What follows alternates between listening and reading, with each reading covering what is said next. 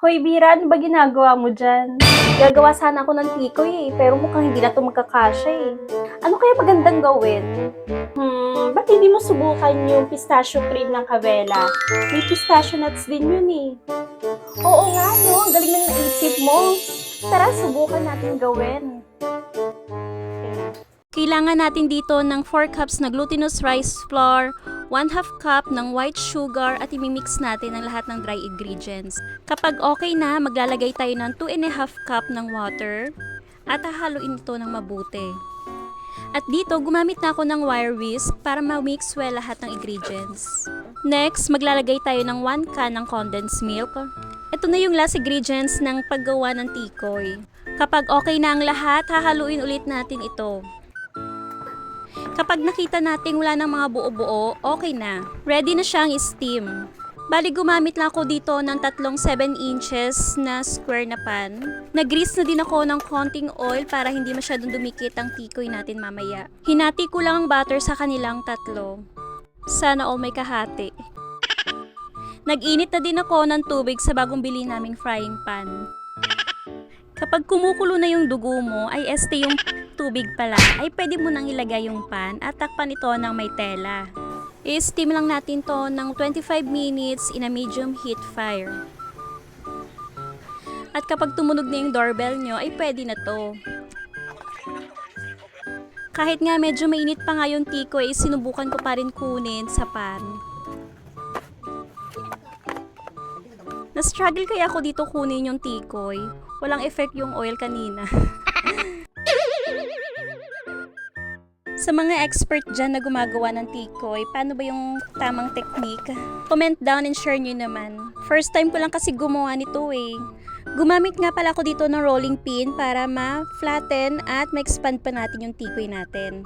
At para maging espesyal ang ating tikoy for today's video ay gagamit tayo ng Premium Pistachio Cream by Cavella. Wow! Makikita niyo sa consistency kung gaano siya ka-concentrated. Ramdam mo ang dense at rich kasi gawa talaga siya sa real pistachios. From Dubai to your kitchen, ganito ginagawa ang Cavella Pistachio Cream.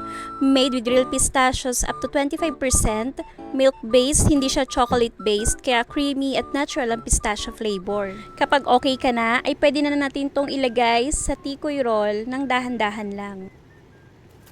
Gumamit nga ako dito ng scraper kasi sobrang lagkit niya nga at dahan-dahan ko lang siya ni-roll.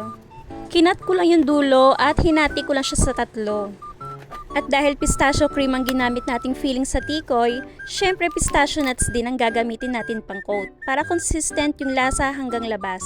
Gagamit lang tayo ng blender para madurog yung pistachio nuts. Pag nadurog na yung pistachio nuts, amoy na amoy mo agad yung aroma niya. Doon mo talaga mararamdaman kung gaano siya ka-fresh at kung bakit perfect match siya sa pistachio tikoy natin. Kung sawa ka na sa akin, kung sawa ka na sa usual na tikoy, lagyan mo ng pistachio twist. Simple lang gawin pero ibang level yung lasa. Pistachio cream sa loob, pistachio nuts sa labas, chewy, creamy at sobrang bango. Perfect siya pang share sa pamilya o pang treat mo lang sa sarili mo. Once you try it, maintindihan mo kung bakit special ka at hindi ka para sa kanya.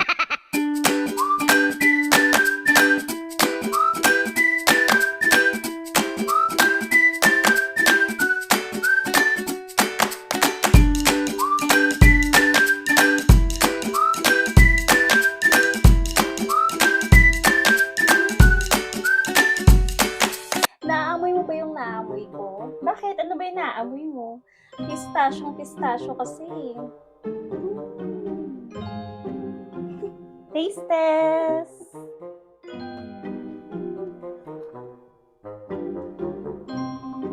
Cheers! Cheers!